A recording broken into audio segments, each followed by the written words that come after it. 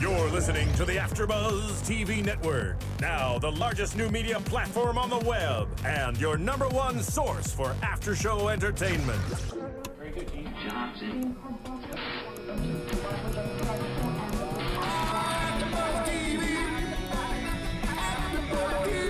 From the AFTERBUZZ Studios in Los Angeles, California, presented by Maria Menounos and streaming live thanks to Akamai Technologies, it's AFTERBUZZ TV's Californication After Show. We'll break down tonight's episode and get you all the latest news and gossip. And now, another post-game wrap-up show for your favorite TV show. It's AFTERBUZZ TV's Californication After Show. Welcome, ladies and gentlemen, to another Californication episode. It is our second to last ever. Can you believe it? Although I am upbeat, it is quite a sad moment. Although a very good episode. Stephen Lemieux, we have. Hello, good to be here. Roxy Striar, we have. Hi. Phil Svitek, we have. That's me. Andreas Skordos, we do not have. We do not have. He is bartending. He's tending bar. He is Kraus in tonight's episode.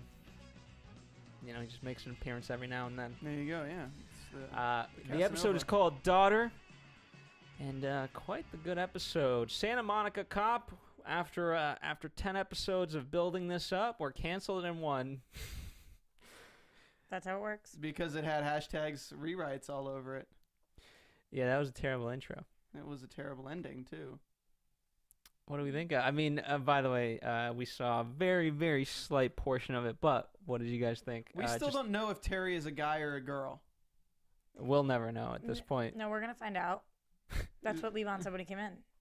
In episode 12? Yeah, he said we find out. I don't really understand how. I mean, I do hope they bring back the writer's room and all the characters from the final episode. That'd be nice, but like, are kind of focusing on more important things. I mean, I guess if we're going to go down this route, the advice from...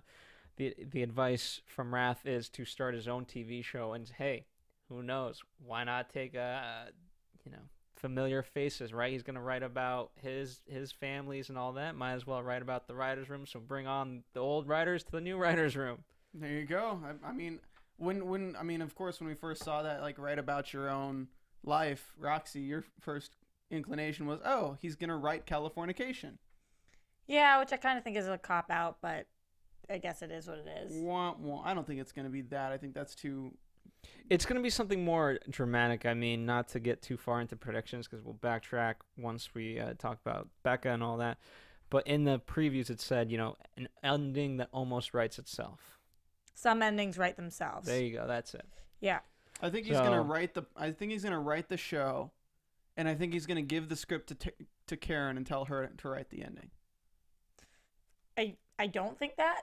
It's an interesting theory, but I don't think that. I think that it ends up that Californication is the show, and that ends the way the book ends, which we don't know yet, but I'm assuming Karen and Hank are together, especially from the previews we saw, but we're definitely getting into predictions here. All right, let's backtrack. I mean, you know, apart from everyone getting fired and them having a moment with Raph, there really isn't much on the home front, except now Levon isn't going to get lucky enough to find a job. He just has no... He has no work ethic or... He has nothing. He's just so childish. It's unfortunate, and I kind of wish that Hank delved into that a little more, saying, like, you know, you don't have to wait for a job to fall into your lap. You can kind of go out there and pursue one, and Levon was like, nah. Yeah, but look at Hank, though. He never really goes out there and pursues jobs. They just kind of fall into his lap. Julia seems to, though. To be fair, and this is a great transition, Hank is represented by Runkle, as is Levon is represented by the Runkle agency. Is he really, though, or was he just saying that? He was just saying that. Okay. That was total BS. No, I think Runkle would rep almost anyone, so I bet he probably is repped by Runkle. As long as Levon could get a job and sustain that job, then Runkle will rep him. Yeah, but right now that is not the case. Although the case is, you know what? We've been kind of guessing where this is going, and Marcy strikes up a pretty good deal. I mean, I think it's absurd after the back and forth conversations that we've had about how they're not, and then they are, and then sex isn't, it doesn't really matter, and Hank saying that they can't do it when Karen was in the hospital, whatever. this whole storyline to me is so played. I don't really understand why. Like, we have one episode left. Of all the things you want to know about Runkle and Marcy's relationship, is this the thing we want to be concentrated on? We have one episode. This is their relationship, though. I mean, it's kind of the culmination of how messed up their relationship is, and it makes it come to a head with Stu, with Runkle, and if Runkle wants Marcy, he's gonna have to fight for Marcy now. Here's the thing: if this goes any other way other than them not having sex, so if somehow they do have sex, then this season has been pointless for Marcy and Runkle. The entire show. So it has to end up that they don't actually have sex. Runkle realizes that he doesn't want to have sex with somebody else. This is what it means to him. He loves Marcy so much. This is going to be the end. Because why the hell else do we care about Marcy and Runkle? And why have we cared for all these years? It doesn't make sense. Again, one of the brilliant things, the reason I feel most people watch Californication is to get answers and a perspective otherwise that they couldn't find on their own, right? And I think, yes, that's the way it has to go, but it's going to be written in such a way that we're just not going to see it coming. And it's going to be beautiful. Wait, you think people watch Californication to get answers and perspective that they cannot find on their own? That's the number one reason people watch Californication. That's actually the number two reason. I think in a vote, most people would say that's why. Hey, I've read our tweets. I've read tweets from fans about the show. They need, like, there's points in my life where I'm like, what would Hank Moody do? And then I'm like, you know what? The show hasn't progressed that far in advance. I don't know what I can do because I don't know what a Hank Moody would do. I'm going to have to, like, on a scale of 1 to 10, strongly disagree with you on that point. I don't think that, yes, I think that all the time. What would Hank Moody do? Or after you already start watching the show. You know, there's bracelets out there. You know, the what would Jesus do bracelet? Yeah, there's like, what would Hank Moody do? Right. So I think that after you start watching the show, maybe you can relate your life to it. Maybe it gives you perspective. But I think that that's not why people start watching Californication. They start watching because the show is freaking hilarious. Like, but it's because amazing they can relate to it. That is the number one drive. I think there are times when you get in situations that are just outrageous, and how do you react to them? And the show will tell you, okay, well, this is an outrageous situation. Here's the thing: if you're not living in California, there has to be there has to be something about this show that draws you to it. The characters, the fact that they really like learning about Hollywood, the fact that it's life funny. What show are you guys watching? I'm getting ganged up on everywhere tonight by you two brohas over here. How could you guys say that this show is watched? Number one reason for advice. Hank Moody is an F up. He's a complete F up if you take advice from him. I've taken some tips from Hank Moody, and it helps you out, especially in a social standpoint. You guys are cray. I'm just saying. I literally, if you polled the guys, I would say most of them watch it. You know, now whether or not they're aware of it, we can debate that. But I think people watch the show because it is hilarious and the situations are really interesting to see play out. Regardless, though, Runkle and Marcy, I think I'm glad that Marcy, you know, they had that little tease where Marcy wanted to do it, but Stu wasn't quite ready, and then Marcy just became not ready. So it was. I think Stu just went too hardcore, and she just was uncomfortable. Yeah, backing up a little though, what about the fact that Marcy offers up to Runkle that he can have sex with any woman he wants? That's the way that they make this okay. I was shocked that she did that. I think that's a fair deal. It's so not a fair deal because she's doing this for $1 million. And he gets, who's going to pay Runkle $1 million to have sex with him? No one, which is why he shouldn't be doing that. That's so not an even trade. We can both have sex with somebody, but I'm going to get $1 million out of it, so I'm doing it for our family, and you're just doing it because otherwise you'll go hurt yourself. Like, I mean, I'm down. Okay, you also have to understand their logic is not there. The end result of their unity and this treaty is them being horny. So things aren't always there for them. I'm not saying they are. And she was the one who suggested it. It wasn't like Charlie suggested it and she okayed it. She suggested it, so if she's cool with it, that's fine. But I feel like she's doing something for the team, and he's doing something very selfishly, which is classic Runkle. But he's the one who doesn't want her to do it, and she's the one who agreed to do it. No, he is crying because he says, I think you should do it. That's what ends up happening this episode. He's crying because he's like, I know you have to do this. You know, she said to him, if you don't want me to, I won't do this. And he's pushing her now to do this. So they've decided collectively that she is going to do this.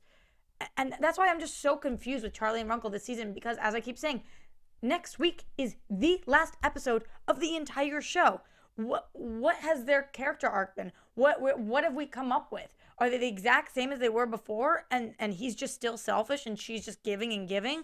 Or are we finally going to see next week him step up and be like, I don't care if we're poor in the gutter. You're mine. I think that's what we'll probably see. I hope. Fingers crossed.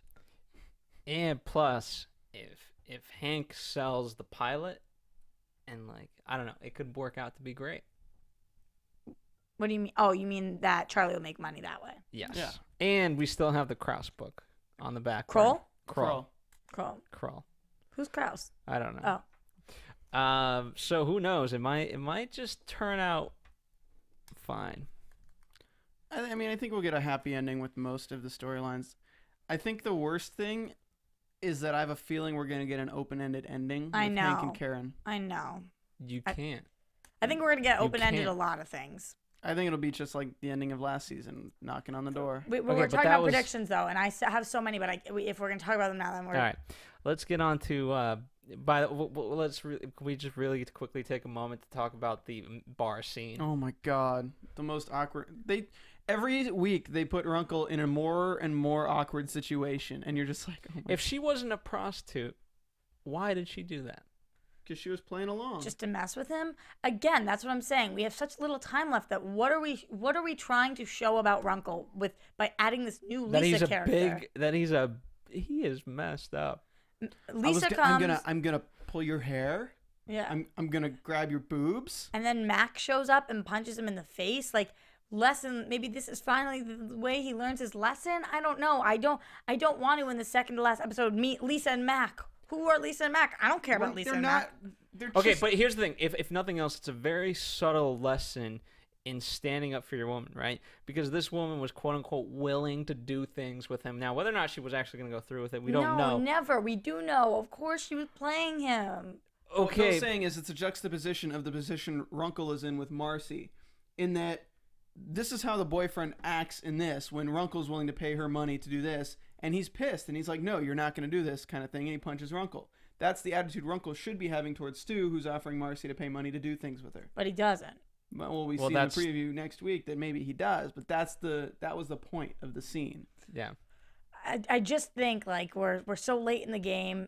He should have learned that lesson a long time ago, and maybe it takes some people 6 years to learn these lessons. Okay, Runkle is so blinded by, for lack of a better term, boners, that sometimes it takes him a lot until he finally learns his lesson. Lisa was hot. I'll give her that. I mean, he kind of did this circle thing that lets him last longer. I mean, that was ridiculous. Absurd. I mean, even like just in a bar, like in an open public space, would somebody do that? Like, what would you do if a guy like, I'll show you like this? And the fact that the boyfriend walked up while she was doing that, if I were him, I would have been like, Lisa, what are you doing? Like, what? Yes, he's trying to show you, but what are you're circling on his penis.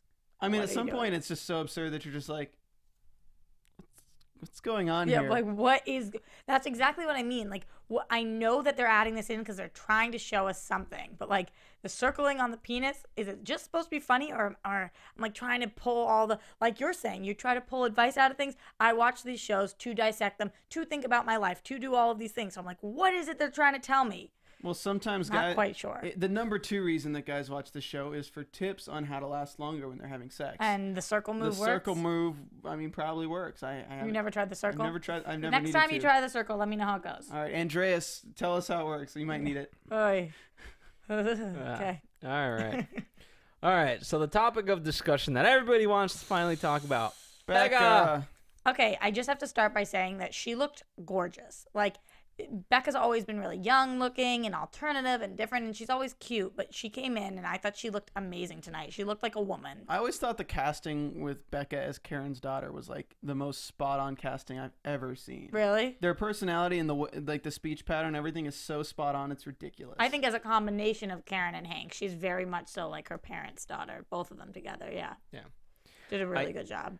I thought Oliver Cooper did an amazing job where he towed the line between sibling love and just creepy. Really creepy. Yeah, I just like you can't help but hate to love and love to hate him in this scene. I mean, if you meet a guy for the first time, wow, you're hotter than your pictures. Yeah, and him coinciding with Becca was so strange because she's usually the weirder one in the room. And she just was, like, looking at him like he had 6 heads. Like, what the F are you talking about? Like, leave me alone. But she comes to respect him and says, like, I'm excited to get to know him. Very classic, mature Becca. It certainly is. I mean, finally, this has been the confrontation we've all been waiting for. I mean, the question is, did Hank kind of plan this out, this pizza movie night? It was supposed to be this. He just didn't quite plan for her to show up that early, perhaps? No. Here's what happened. Levon and Julia and Hank are supposed to have pizza movie night. Becca comes home and sees Karen and tells her the news, and Karen's like, let's go tell your dad. And it was a surprise that Becca was coming back. He had no idea. Otherwise, he wouldn't have had pizza movie night with his other family. Yeah. I mean, it would have been a mature move on his part to finally bring the people back together. No, it's so immature to not first tell Becca. To just, like, throw her into that. Immature is not even the right word, just idiotic. I thought it was kind of funny. They really focused on how childish Levon is this episode, though, too. Mm-hmm. With, I mean, he wants to sleep in the annex, because it has Hank and Julia kind of getting steamy, and he wants to sleep in the annex, which is right next to the bed, with his blanket he's had since he was a fucking baby. And then in the kitchen, he drops the glass right before Becca shows up, and he breaks the glass, and the doorbell, and he's like, Mom, help me, Mom. I don't know what to do. It's like he doesn't even know how to clean up broken glass. So I'm wondering if that's going to shine through in the next episode, too, because like this whole season, he's been slowly getting more and more mature in a way. Mm-hmm. But this episode, he's had more responsibility. They kind of like threw that out of the window this episode and really made him seem childish. Right. Yeah, I don't know exactly how that could come to play, but that's definitely what they're showing us. Maybe it's just to show the differences of, like, the way that Becca used to be a little immature and she was partying and she was crazy, and the way she had to get out of that was she had to leave her family and go travel by herself. Maybe that's the next move he has to make so he can stop being such a mama's boy or whatever it is that he is. And especially now that Becca's come back and she has this amazing, huge news. She's a real live woman. She's getting old and up there. With Roscoe. I think we don't even know it's with Roscoe. I know it's just Ross. We don't know it's with Ross. Yeah, she says his name's Ross, Dad. I know, but we don't know that that's who she's marrying. Yeah. But yeah, I guess it is. Yeah. They wouldn't, yeah. You're right, sorry. No, that's okay, but you're right. Her life is not that messed up where she would find another. You know what I mean? Like, she's supposed to have a happy ending out of all of this. What do you guys think about the fact that she's engaged? I mean, it's better than her being pregnant. That would have been the more predictable option, Steven. Yeah, sorry. But I mean, I think it's interesting because if you look at like her experiences with sex and what sex does to people, when you look at Hank and we look at how he's gone through so many women, there's no such thing as love in Hank's eyes, kind of in a way, except with Karen. No, you know what I mean? Becca would be like, she's not trying to go sleep with a bunch of other people. She's trying to, it feels right to her. It's her gut feeling, you know what? She's just going to stick with this guy. Yeah. I think that who the hell are we to judge? We haven't even seen their relationship on air much. You know, we've seen that a couple times, but who are we to judge whether she's too young, whether whatever? Like, I really don't know. And if she says it's what her gut says, I think it's what she got to go with. But and she asks him, you know, didn't she want to get married? And that's this whole, you know, a lot of this you can argue stems from the fact that they just weren't married. Yeah, they weren't married, which meant that they never had that ultimate commitment. And maybe if they did have the ultimate commitment, he wouldn't have stepped out on her so many times. maybe Never know. that's the thing, or maybe he would have. Yeah, you're right. We never know. I just thought that this was so powerful. And excuse my French, but when Becca says, "You got a lot of fucking nerve, Dad, with all the shit you've asked me to endorse," like when you think about it, and she walked in tonight, and she's like, "I've got this most amazing news," and he's like, "Okay, I have news too, but you go first." It's the first thing he says, and he always wants her to go first, but then it never can happen because before she can even go first, shit hits the fan, and everything is a nightmare, and his news comes out from Julia. That's how she finds out. But you know? even if she didn't say it, there would just be that awkward moment. I mean, Levon was literally exploding. Yeah, absolutely. But it's just upsetting for Becca, the fact that when somebody is telling their parents that they are getting married, that should be the news of the day. No matter how big her news is, it's never the news of the day. Nope. Because having a brother, not knowing you had a brother, and being told trumps being engaged. Kinda. She has a Definitely. She has a bridesmaid in Levon. There you go. Yeah, I just feel so bad for her. Like, all of these things, no matter what happens, something bigger is happening. She never gets to, like, So- her moment's always stolen from her. I want to ask you guys though. Put yourself in Hank's shoes. Do you endorse this? I definitely wouldn't. Whatever Nope, the that was it. opposite. No, I definitely wouldn't. Whatever the opposite of endorse is, like, You wouldn't close it off? yeah, I wouldn't close it. I'm not saying I necessarily at first would be like, hell yeah, that's amazing, but I certainly would not have reacted the way Hank did. Well, she wants his blessing, and he's saying that he won't give him his blessing. I think that he should say, or what a good father, in my opinion, would say. You're free to make your Wow, own mistakes. You're really young. I would love to have a conversation about this. I would love to have you guys over for dinner, but at the end of the day, it is your decision. But who is he to say that he can't endorse this? He's barely spent time with him. He didn't even know the guy's name. That was gonna be my point. I mean, this could literally be the one. And we've been talking about Becca this whole time. Where's Becca been? Where's Becca been? Apparently, she's been finding love. Well, she's been traveling. So that's developed in so many ways. And I mean, I think you can ask actual questions of like, hey, what are you guys gonna do? For work. What's your game plan, etc. But he wasn't. The fact that Karen, the way she reacted, she didn't seem stoked about it, but she was sitting there and she was part of the conversation. Hank is just so like stubborn, and what is. He's got to open his mind a little bit. He doesn't know this guy. He doesn't know their relationship. I just think it's unfair to be so closed-minded about it. Although I get he's the dad and it's his daddy's little girl, and she's 19. We have no idea how old she is. I think she's 21 almost at this point, but that's still young. It's very unfair for him to be so close-minded, and when especially admits like you've been the most open-minded in this entire family. You've been the most mature. Yeah. So it's time for him to be a little bit more mature about things. Absolutely, and maybe if he wasn't so anti this, he could talk to her and tell her maybe the pros and cons and talk to her, and maybe she would come to the conclusion that she didn't want to get married, that she just wanted to be engaged and live it out and see what happened. But when you have that rebellious child inside of you, like we know Becca does, when somebody tells her you can't do this, the first thing she's going to say is, I'm doing this, it's in New York, be a part of it or don't. Yeah. And that's kind of where we ended. Yeah. Well, let's do an extended version of predictions. Yeah. And now, your AfterBuzz TV predictions. Whoa. All right. We know when Hank gives monologues, it can go so many different ways, and what's reality, what's not. We get so many weird things in this preview. Right. But here's the good news. We know that we keep hearing Hank say this. We saw him write this once, and we just heard it in the previews for next week, that Hank is a sucker for happy endings. That is something that keeps being told to us.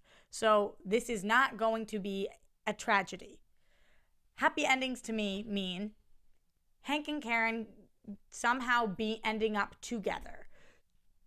Maybe we have a jump forward in time. Julia being okay. Levon becoming an actor or something like that. Becca getting married. Whatever the happy ending for each of them means, this is not going to be the kind of thing where everybody gets in a car accident and dies. Like, where we are going to see a happy ending. I think it's going to be a happy ending. Do we jump forward in time? I don't think so. I don't think so. I don't think Hank and Karen get together. I think in a way they do, but not in like the sense that you mean, where they're like, oh, we're in love again. I think it's kind of like, well, they've always been in love. Hopefully Hank just comes to the realization of the people around him or should be his happy ending, as opposed to needing to be in this relationship with Karen or needing to be in this. That's not what I hope at all. I hope that. It's not what I'm hoping. I'm telling you what I think is going to happen. You should hopefully. Okay, maybe I did. But... No. I'm not being. What do you hope happens then? I honestly don't know. I think I hope Hank just decides to say screw it and goes off in his own way, and then he disappears. No one knows where he is, and then he shows up at the wedding. And that's how it ends. That's the. Here's the thing. The whole point is, Hank has to finally accept responsibility for his life. Him running away is the worst possible outcome into that scenario. He takes no responsibility. But him running away would be his natural response, and then him showing up at the end would be. No, because that's what he usually does. He always does something stupid and then tries to come back in. Steven, I think you were spot on a few weeks ago in an earlier prediction you had. So we know now the wedding's in New York. So I think that we pretty much are going to jump to the wedding at some point, and Hank and Karen are going to be on the plane together. We saw that shot of them on the plane, and they're going to go to New York, and they're going to stay in New York together. And we heard last week they said until Hank rides off into the sunset, that's his ride off into the sunset. Hank, Karen, Becca, Ross, they all live in New York. That'd be more like the sunrise. Yeah, that's what I said. I said the sunset's west, but you guys made fun of me. Whatever, they all go there. I said he was going to go to Japan. And they all end up there. Julia and Levon stay out in LA. Hank comes and visits. Levon goes and visits them, whatever it is. But I think that we are going to, it's no longer Californication because we leave California, is what I think. It's not a bad prediction. So we get like a spinoff called New Yorkication? In my dreams. So that we can actually see Hank and Karen frickin' work. But I know that we're not going to just start the episode in a jump time because we still have to deal with this Marcy Runkle thing. Yeah. I mean, there's definitely a lot to deal with. And, I mean, ironically, I fear for Levon. Like, you fear for his life? Well, his well-being. You know what he's going to be in the wedding, right? The ring bear? He's going to be the ring bear. Totally. He's definitely going to be Flower the ring girl. But the wedding is not what concerns me. His life concerns me. This kid's got no father figure. He's got no job. He's got no prospect of a job. Out of all the things in Californication that should be worrying me, it's actually Levon. People can't even pronounce his name. Let's start with that. Get a name change. Levon? Leon. Neon? What did Becca call him? Neon? I'm wondering. I don't remember, but I'm wondering, do we see Wrath anymore? How is the fact that he thinks that Hank should write his own show addressed? Is it because this is Californication? Was Oliver just messing with us and we don't actually know whether Terry is a man or a woman? I think he was definitely messing with us. Do you think that Wrath will get together with Julia? I was thinking that. That could happen.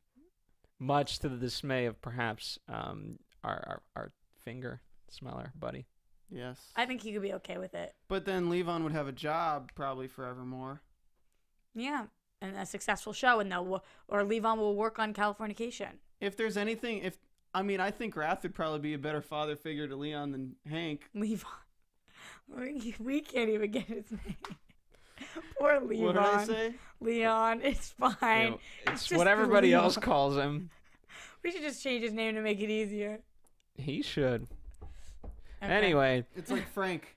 All right. Yeah. Anybody else have any other types of predictions? I mean, this is gonna be the epic one. This is 7 seasons culminating into 30 minutes. I have a feeling Tom Capinas is gonna have a new show in the next year and a half. I think that was called New Yorkication. No, I think he'll probably have another show though. Yeah, I would hope so. He's fantastic. And I would look forward to that as well. The only other prediction I have, which I semi-mentioned during the episode, is that Runkle's not going to let Marcy go through with the sex with Stu. I think Stu's going to die. Like, not even from, like, being murdered. Like, he's going to have a heart attack while Runkle's fighting him. Morbid. And that's how it's going to bring Marcy and Stu closer together. Marcy and Runkle. Marcy and Runkle, yeah. Why'd you gotta die? Anyway, he's so pathetic when he's Oh with my his god, little that's what blow-up it's doll. Oh my god, guys. Stu's going to have a heart attack and die while Runkle's fighting him, and he'll have left everything to Marcy. Yeah.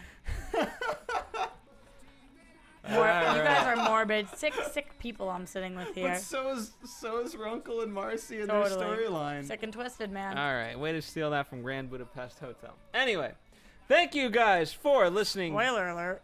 Yeah, It's seriously. literally the trailer announces it. Whatever, hater. Go see that movie. Hey, Roxy, where can the people find you? You can find me everywhere at Roxy Striar. You can find me on Twitter at Stephen Lemieux, StephenLemieux, or doing the MasterChef After Show here at AfterBuzz TV. And now is the time to talk. One episode left. What will happen? Let us know. Tweet these guys. Follow us on Twitter at AfterBuzz TV, Facebook, Instagram, all that stuff. Thank you guys for listening.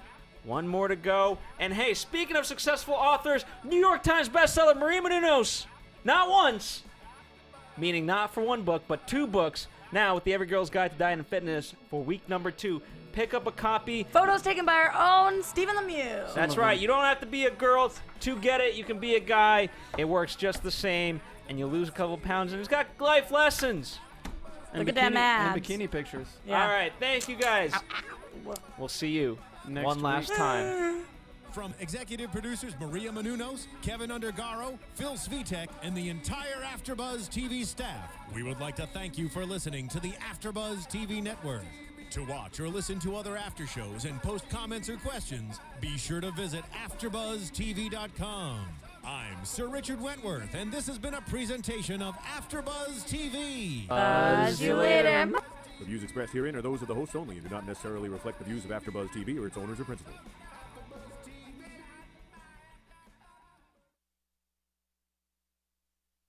Thank you for watching AfterBuzz TV on YouTube. For more of your favorite after shows and interviews, subscribe to our channel here, and be sure to share your opinion on the episode in the comment section below here.